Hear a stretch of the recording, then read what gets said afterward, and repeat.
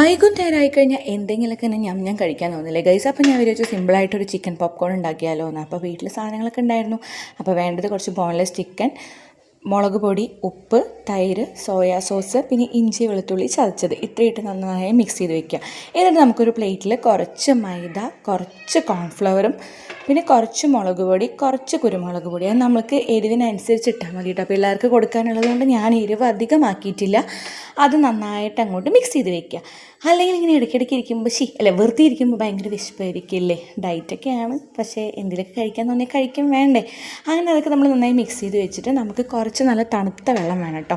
എന്നിട്ട് ഈ പൊടിയിലേക്ക് നമ്മൾ ഈ ഓരോ ചിക്കൻ്റെ പീസും ഒന്ന് നന്നായിട്ട് മിക്സ് ചെയ്യുക. എന്നിട്ട് തണുത്ത വെള്ളത്തിലൊന്ന് മുക്കിയിട്ട് വീണ്ടും ഈ പൊടിയിൽ മിക്സ് ചെയ്ത് എല്ലാ സാധനങ്ങളും അങ്ങനെ സെറ്റ് ചെയ്ത് വെക്കുക.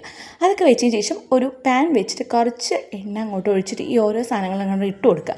അത് നന്നായി മുരിഞ്ഞ് വരും. നമുക്ക് ശരിക്കും സ്റ്റാർട്ടേഴ്സായിട്ട് നമ്മൾ ഹോട്ടലിൽ നിന്ന് കഴിക്കില്ലേ, അതേ ടേസ്റ്റ് തന്നെ. പിള്ളേർക്കും വലിയവർക്കും എല്ലാവർക്കും ഒരുപോലെ ഇഷ്ടമായിട്ട്, ഞങ്ങൾക്ക് എന്തായാലും ഇഷ്ടമായി. അപ്പോൾ പുതിയൊരു വീഡിയോയുമായിട്ട് വരാം. ചാനൽ സബ്സ്ക്രൈബ് ചെയ്തിട്ട് സപ്പോർട്ട് ചെയ്യണേ. പുതിയ വീഡിയോയിൽ കാണാം. അതുവരേക്കും ബൈ.